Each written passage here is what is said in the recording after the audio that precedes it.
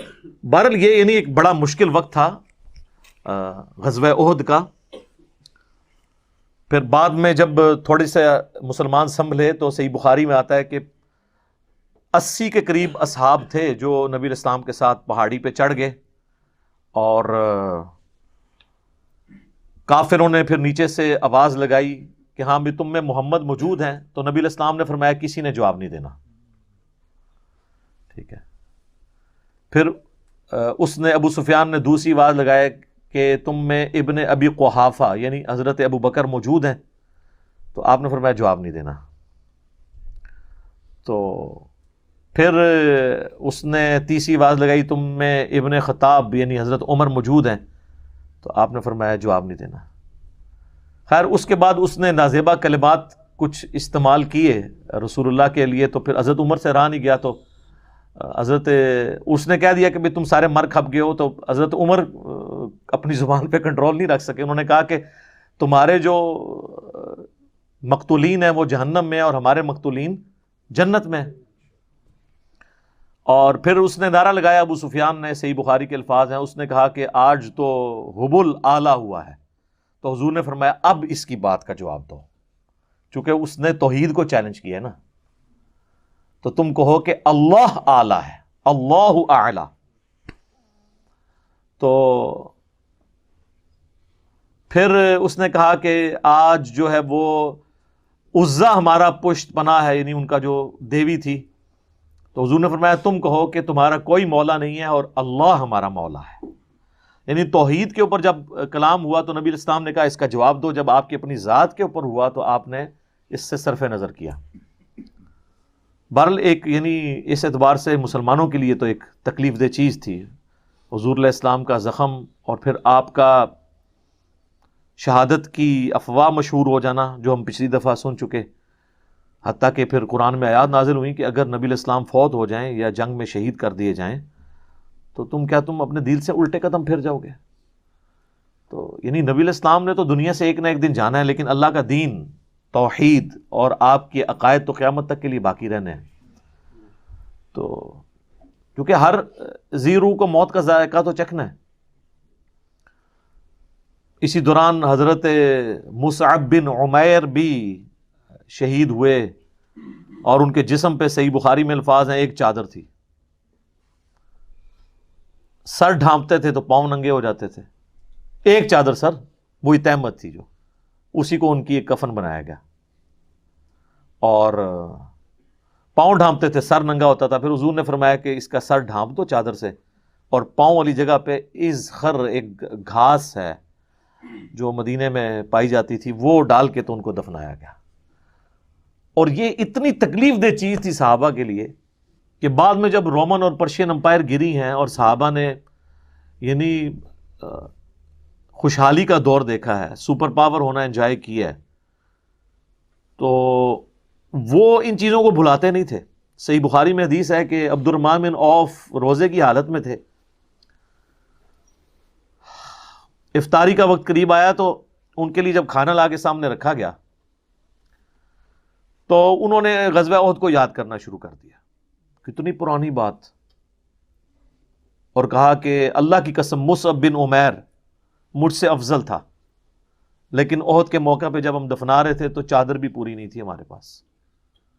وہ اسی قسم پرسی میں گیا, ہم اسے کفن بھی نہیں دے سکے, غربت کا ہمارا یہ عالم تھا.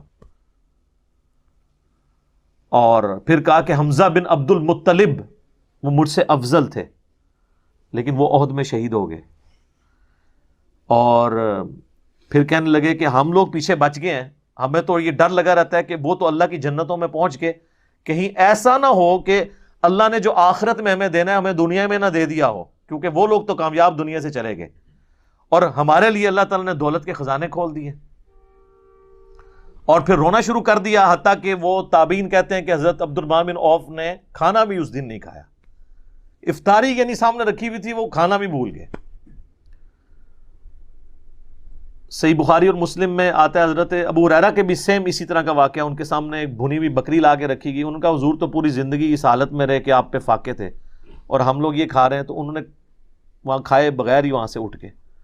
اور پھر صحیح بخاری مسلم کے الفاظ ہیں, حضرت ابو ہریرہ کہا کرتے تھے کہ رسول اللہ نے ہمیں فرمایا تھا ان قریب دنیا کے خزانے تم پہ کھول دیے جائیں گے، مجھے یہ خطرہ نہیں تم میرے بعد بھوکے مرو، لیکن مجھے یہ خطرہ ہے کہ دنیا کے دہانے تم پر کھول دیے جائیں گے مال و دولت کے، اور پھر تم دنیا کی محبت میں ایک دوسرے کو قتل کر کے تباہ و برباد ہو جاؤ گے جس طرح اگلے لوگ۔ اور پھر کہا کہ مجھے لگتا ہے کہ رسول اللہ صلی اللہ علیہ وآلہ وسلم جو کہہ کے گئے تھے آج دنیا کے خزانے ہم پر کھول چکے ہیں، محنتیں ان کی تھیں اور آج تم ان کا پھل کھا رہے ہو۔ تو وہ ہر وقت اس چیز کو انالائز کرتے تھے، کیونکہ احد کے شہداء پہ تو وہ خطبہ ہے بخاری اور مسلم کا کہ نبی صلی اللہ علیہ وآلہ وسلم نے اپنی وفات سے 1 مہینہ پہلے، عقبہ بن عامر کہتے ہیں کہ غزوہ احد کے شہداء پہ دوبارہ سے نماز جنازہ پڑھی 8 سال کے بعد، 3 ہجری میں غزوہ احد ہوا تھا، اور آپ نے اپنا ممبر جو ہے نا وہ وہاں پہ لگوایا، قبرستان کے اندر ممبر لگوایا، یعنی چونکہ آپ کا الوداعی خطاب تھا تو آپ نے یعنی بڑی، اب یہ حجۃ الوداع کے بھی بعد کا واقعہ ہے، یعنی وفات سے 1 مہینہ پہلے، بخاری مسلم کے الفاظ ہیں۔ اور عقبہ بن عامر کہتے ہیں یہ میں نے آخری دفعہ حضور کی زیارت کی تھی ممبر پہ، اس کے بعد آپ فوت ہو گئے۔ تو آپ نے فرمایا کہ لوگوں میں تمہارا پیش رو ہوں، ان قریب تمہیں مر کے اپنے رب کے حضور پیش ہونا ہے، مجھے اپنے بعد تم سے یہ ڈر نہیں ہے کہ تم بھوکے مرنے لگو یا تم شرک کے اندر مبتلا ہو جاؤ، یعنی مجھے کانفیڈنس ہے کہ میں نے جتنی تمہاری تربیت کی ہے نا اب تم توحید نہیں چھوڑو گے، البتہ مجھے ڈر ہے کہ تم دنیا کی محبت میں پڑ جاؤ گے اور اس کی وجہ سے ایک دوسرے کو قتل کرو گے اور پھر تم بھی اسی طریقے سے تباہ و برباد ہو جاؤ گے جس طرح اگلے لوگ تباہ و برباد ہو گئے۔ تو یہی ہوا، آپ دیکھ لیں جنگ جمل صفین نہروان جو ہے وہ آپ کے سامنے ایک واضح چیز موجود ہے اس حوالے سے۔ باقی اس حدیث کا یہ جو جز ہے نا، مجھے تم سے شرک کا خدشہ نہیں ہے، اور یہ صحابہ کی ایک خصوصیت کو عمومی خصوصیت کے طور پہ لوگ پیش کرتے ہیں اور پورا شرک کرنے کے باوجود بھی کہتے ہیں شرک ختم ہو چکا ہے۔ اس پہ کچھ عرصہ پہلے میری ڈیٹیل ویڈیو 1 گھنٹے کی آ چکی ہے، اس کا عنوان یہ ہے کہ مجھے تم سے شرک کا خدشہ نہیں، تو میں نے بتایا کہ یہ کس کانٹیکسٹ میں بات ہو رہی ہے، آج وہ ٹاپک نہیں ہے۔ بہرحال ایک جز اس کا بڑا اہم ہے کہ حضور نے احد کے قبرستان میں کیوں یہ خطبہ دیا تھا، اس کی کئی ایک وجوہات تھی۔ نمبر 1، احد کے قبرستان میں وہ لوگ دفن تھے جنہوں نے اسلام کا گولڈن پیریڈ نہیں دیکھا تھا، اسلام کی قربانیوں کا وقت دیکھا تھا، اور ان کی قربانیوں کی وجہ سے مستقبل میں مسلمانوں نے سپر پاور بننا تھا۔ تو حضور اپنے ان جانثار ساتھیوں کی قربانی کو نہیں بھولے۔ نمبر 2، احد کے میدان میں اگرچہ رسول اللہ موجود تھے پھر بھی نبی علیہ السلام کی نافرمانی کرنے کے سبب اللہ نے فتح کو شکست میں بدل دیا تھا، دنیا کی محبت کی وجہ سے جو مال غنیمت سمیٹنا شروع ہو گئے۔ تو اس میں یہ بھی اشارہ تھا کہ دنیا کی سے آپ نے بے رغبتی اختیار کرنی ہے۔ اور نمبر 3، رسول اللہ صلی اللہ علیہ وآلہ وسلم اپنی وفات سے پہلے جو اللہ نے آپ کو غیبی خبر دی تھی کہ آپ کے بعد یہ ہوگا، آپ اپنی امت کو متنبع کرنا چاہتے تھے کہ میرا کام یہ ہے، میں اس لیول تک بھی تمہیں سمجھا کے چلا جاؤں کہ تم یہ کام نہ کرنا۔ امت نے تو خیر پھر بھی کیا، ظاہر ہے کہ وہ امت میں تو یہ خرابیاں آنی تھی، ظاہر ہے آخرت کا دن بھی اللہ نے رکھا ہوا ہے، لیکن حضور نے اپنا فرض ادا کیا۔ جس طرح نبی علیہ السلام نے فرمایا کہ بندے کے کفر اور اسلام کے درمیان فرق نماز ہے، تو آپ یہی کہہ سکتے تھے نا، اب یہ امت نے نماز پڑھنی ہے نا، امت کے حصے کی نمازیں تو حضور نے نہیں پڑھنی نا، وہ تو امت نے خود ہی پڑھنی ہے، تو آپ تو صرف متنبع کر سکتے ہیں، وعید سنا سکتے ہیں، آپ کا سٹیٹس بھی یہ ہے، انذار کرنے والے ہیں آپ۔ تو آپ صلی اللہ علیہ وآلہ وسلم نے غزوہ احد کے میدان کے اندر یہ خطبہ دیا، اور آپ نے فرمایا کہ میں تمہارا پیش رو ہوں، میں آگے آگے جا رہا ہوں، میں دیکھتا ہوں کہ تم میرے بعد پھر کیا کرتے ہو۔ بس پھر جو کچھ بعد میں ہوا اور آج تک امت کر رہی ہے وہ آپ کے سامنے ہے۔ بار دنیا کی محبت اس امت کا ایک فتنہ ہے، جامعہ ترمذی میں حدیث ہے، ہر امت کا کوئی نہ کوئی فتنہ ہے، میری امت کا فتنہ مال ہے۔ تو غزوہ احد کے ساتھ بڑی یادیں وابستہ تھی مسلمانوں کی۔ اچھا، لوگ بعد میں قادسیہ اور یرموک کو تو یاد کرتے ہیں اس اعتبار سے کہ ظاہر ہے کہ وہ ایک بڑی جنگیں تھی، رومن امپائر کے خلاف فیصلہ کن جنگ یرموک تھی 636 عیسوی کے اندر، آج چل رہی ہے 2020 عیسوی، اور اسی سال اینڈ میں نومبر دسمبر کے مہینے میں جنگ قادسیہ ہوئی تھی جو پرشین امپائر کے خلاف تھی۔ تو دونوں سپر پاورز ان جنگوں میں گر گئیں، لیکن مزے کی بات آپ دیکھیں، لوگ ان جنگوں کو تو یاد کرتے ہیں لیکن اس چیز کو کیوں بھلا دیتے ہیں کہ ان جنگوں تک پہنچنے کے لیے جو ایفرٹس تھیں وہ تو بدر و احد کے اندر ہوئی ہے نا. اگر بدر، احد، خندق اور صلح حدیبیہ اور فتح مکہ اور غزوہ حنین نہ ہوئے ہوتے تو مسلمانوں کی امپائر کبھی بھی عرب کی سرزمین سے باہر نہیں نکل سکتی تھی. انہی جنگوں کی وجہ سے مسلمانوں کی دھاک عرب کے لوگوں پہ بیٹھی اور وہ لوگ گروہ در گروہ دین میں داخل ہوئے اور پھر بعد میں انہوں نے وقت کی سپر پاورز کو الٹا. لہذا قادسیہ اور یرموک تو لوگوں کو نظر آتی ہیں، لیکن اصل میں بنیادیں جو ہیں اس کی وہ بدر و احد ہیں. تو نبی علیہ السلام نے اسی وقت، یعنی آپ کو تو ظاہر پتہ تھا کہ آپ کی امت نے کہاں تک اس دعوت کو لے کے جانا ہے، تو آپ ہر چیز کھول کھول کر بیان کر کے جا رہے تھے کہ بعد میں جب فزیکلی دنیا کی دولت تمہیں ملے گی تو کہیں تم اس فتنے میں مبتلا نہ ہو جانا. اور پھر کئی لوگ پھر مبتلا بھی ہو گئے. یہ ایک تلخ حقیقت ہے. آج آپ بیٹھ کے جو ہے وہ لاکھ کہہ سکتے ہیں تیرے ہوتے جنم لیا ہوتا. ٹھیک ہے جی، میں اس سے کہنا رفع دین پھر بھی نہیں سی تو کرنا، تو جنم بھی لے لینا اس زمانے سے. ظاہر ہے جی معاشرے سے ٹکرانا بڑا مشکل کام ہے، بات کرنا آسان ہے نا. تو اس پہ ایک میرا کلپ بھی ہے، تیرے ہوتے جنم لیا ہوتا، جس میں نے وہ صحیح مسلم کی حدیث بیان کی تھی. آپ صحیح مسلم میں جا کے نا غزوہ خندق والا چیپٹر کھول لیں تو آپ کو یہ حدیث مل جائے گی. حذیفہ ابن یمان رازدار رسول، جو حضور علیہ السلام کے قریبی ساتھیوں میں سے بھی تھے، ان کے سامنے چند تابعین نے کہا کہ حضرت کتنے آپ خوش نصیب ہیں، حضور کا آپ نے دور پایا ہے، کاش ہم بھی اس زمانے میں ہوتے تو جس طرح آپ نے حضور کے ساتھ جنگیں کیں، آپ کے ساتھ مل کے آپ نے دین کا کام کیا، ہم بھی کرتے. تو حضرت حذیفہ نے کہا یہ اتنا آسان کام نہیں ہے، اس طرح کے دعوے نہ کرو، آج یہ بات کرنا آسان ہے نا. تو نبی صلی اللہ علیہ وآلہ وسلم کے مبارک زمانے میں انہوں نے کہا میں تمہیں ایک واقعہ صرف سناتا ہوں کہ غزوہ خندق کے موقع پہ سخت سردیوں کی رات تھی، تو حضور علیہ السلام نے ندا دی اصحاب میں کہ کون ہے جو جا کے کافروں کی جاسوسی کرے سخت رات کے اندر اور جنت میں اللہ کے نبی کا پڑوس حاصل کر لے. اللہ اکبر، ہاں سبحان اللہ. اوتے کو نکلوتا. دوسری دفعہ آپ نے اناؤنسمنٹ کی، کوئی نہیں کھڑا ہوا. تیسری دفعہ اناؤنسمنٹ کی، کوئی نہیں کھڑا ہوا.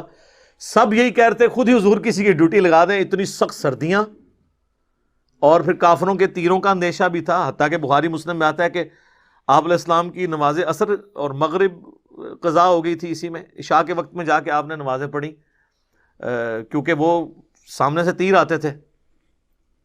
تو ظاہر ہے جو رات کو اگر یہاں سے کوئی جاسوسی کے لیے جاتا تو وہاں بھی تو ان کے ایجنٹ کھڑے ہوئے تھے. تو 3 دفعہ آپ نے اناؤنسمنٹ کی، چوتھی دفعہ آپ نے فرمایا حذیفہ. تو حضرت حذیفہ کہتے ہیں میں نے دل میں سوچا لو جی اب میں مارا گیا، میری ڈیوٹی لگ گئی. اچھا یہ ان کی سچائی تھی، انہوں نے بتا دیا. یہاں تو لوگ ایکٹنگ کرتے ہیں نا جی. میں تو آج تک جناب میں تو گل منہ تے کرنا، آج تک کسی بندے نو سنیا جو جھوٹے تے جھوٹے نو بھی وہ کہے ہوئے کہ میں پیچھے گل کرنا، تکیہ کلام ہے کر دے رہا، میں تو منہ تے گل سیدھی کری دی جی. اچھا تو حضرت حذیفہ کہتے ہیں کہ حضور نے جب بلایا تو مجھے کہا جاؤ. ان کا میں تو پھر اب انکار تو نہیں کر سکتا تھا، تو حکم آ گیا. پہلے تو ایک آپشن بھی تھا بچنے کا.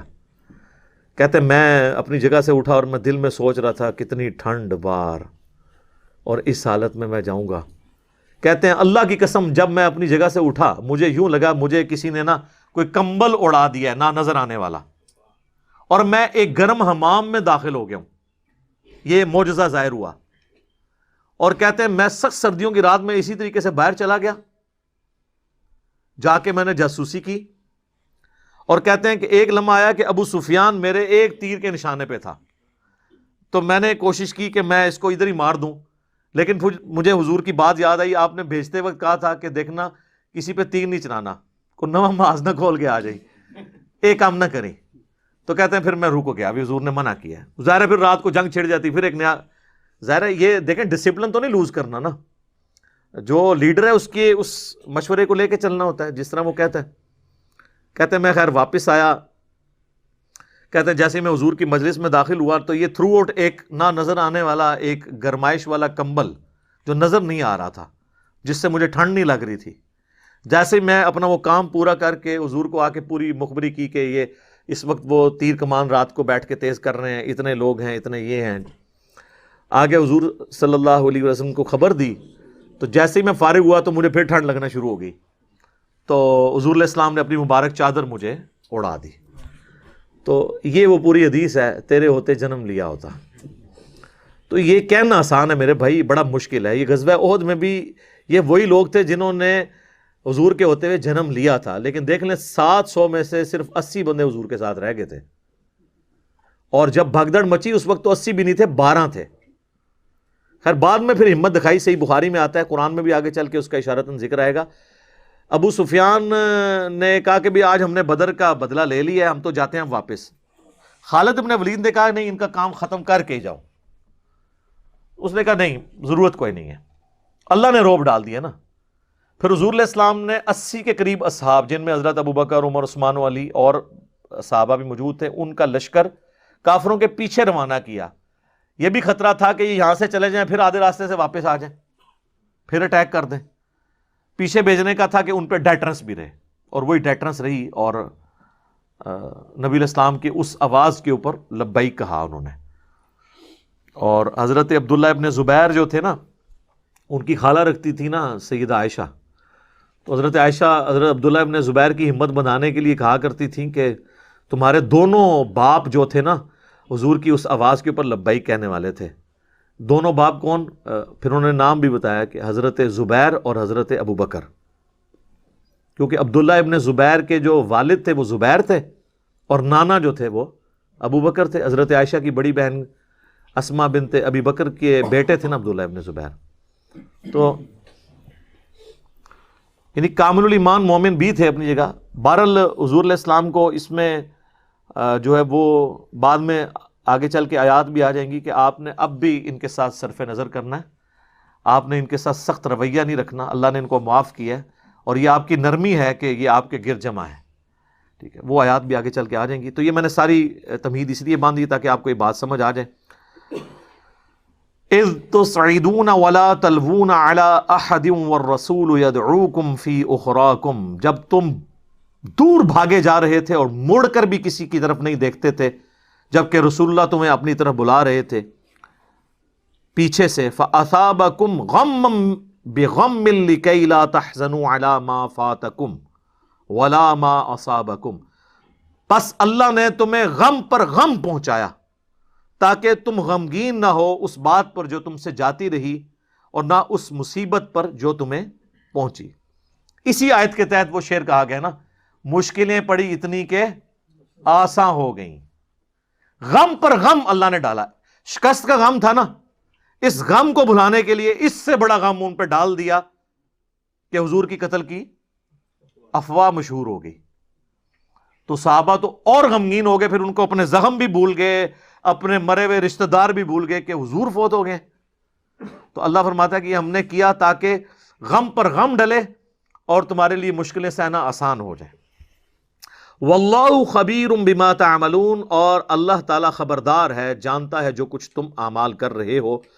ثم انزلنا علیکم من بعد الغم امنا، ثم انزل علیکم من بعد الغم، پھر اللہ تعالیٰ نے نازل کی غم کے بعد تم پر راحت۔ امنتن نعاسا یغشا طائفۃ منکم، اور تم میں سے ایک گروہ کے اوپر غنودگی چھا گئی۔ یہ صحیح بخاری میں آتا ہے، حضرت ابو طلحہ جو حضور کے ساتھ آخری وقت تک رہے اور تیر چلاتے تھے کافروں پر، ایک حضرت طلحہ ہے، ایک ابو طلحہ ہے۔ حضرت طلحہ تو وہ ہیں جو اشرم وشرم میں، ابو طلحہ ہیں جو انس ابن مالک کے باپ ہیں، کیونکہ انس ابن مالک کی ماں نے ان کے باپ کے مرنے کے بعد ان کے ساتھ شادی کر لی تھی، ام سلیم نے۔ تو ابو طلحہ کہتے ہیں کہ میرے ہاتھ میں تلوار تھی تو مجھ پہ ایسی نیند طاری ہوئی کہ وہ تلوار مجھ سے چھوٹ جاتی تھی۔ میدان جنگ میں جب موت سامنے نظر آ رہی ہو اور نیند کا غلبہ ہو، تو یہ اسی لیے ہوتا ہے کہ اللہ تعالیٰ کی طرف سے اسپیشل پروٹیکشن تھی، ورنہ تو بے سکونی میں تو انسان کو نیند نہیں آتی ہے، اور نیند آنے سے انسان کا بعض اوقات جو زخم ہرا ہوتا ہے نا، وہ اس کی مرہم پٹی ہو جاتی ہے۔ آپ دیکھیں، آپ تکلیف کی حالت میں ہو، آپ غم کی حالت میں ہو، اس کے بعد سو کے جب اٹھتے ہیں نا، کافی بندہ اپنے آپ کو فریش محسوس کرتا ہے. تو یہ اللہ کی غیبی مدد تھی کہ صحابہ کو میدان جنگ میں بھی اونگ آ رہی تھی تاکہ ان پہ سکون کی کیفیت طاری ہو جائے. یہ اللہ کی طرف سے طاری ہوگی.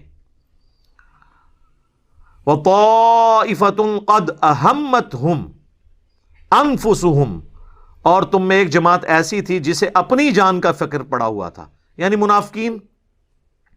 یظنون باللہ غیر الحق، وہ اللہ کے بارے میں بدگمانی کر رہے تھے. ظن الجاہلیہ، عہد جاہلیت کا جو گمان تھا وہ کر رہے تھے.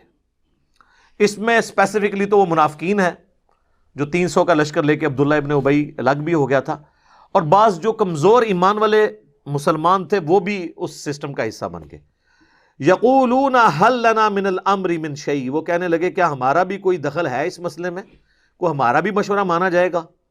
قل ان الامر کلہ للہ، اے نبی فرما دیجئے اختیار تو سارے کا سارا اللہ کے پاس ہے. یعنی وہ مشورہ ان کا یہی تھا منافقین کا، جو اس وقت تک تو مسلمان ہی سمجھے جا رہے تھے، کہ مدینہ شریف کے اندر رہتے ہوئے ہمیں جنگ کرنی چاہیے، باہر نکل کے نہیں کرنی چاہیے. چونکہ حضور علیہ السلام اکثریت کی رائے کا احترام کرتے تھے، تو اس لیے پھر آپ نے باہر نکل کے جنگ کی، جو میں نے پچھلی ویڈیوز کے اندر تعارف میں غزوہ احد کے بتایا تھا. تو وہ اس چیز کو جو کہ طے ہو چکی تھی رسول اللہ کی طرف سے، ایک لیڈر کی طرف سے، وہ پیغمبر بھی تھے، اس کو پھر دوبارہ سے موضوع بحث بنا رہے تھے. اور اللہ تعالیٰ فرماتا ہے یخفون فی انفسہم ما لا یبدون لک، چھپائے ہوئے تھے وہ اپنے دلوں میں جو تم پہ ظاہر نہیں کرتے تھے.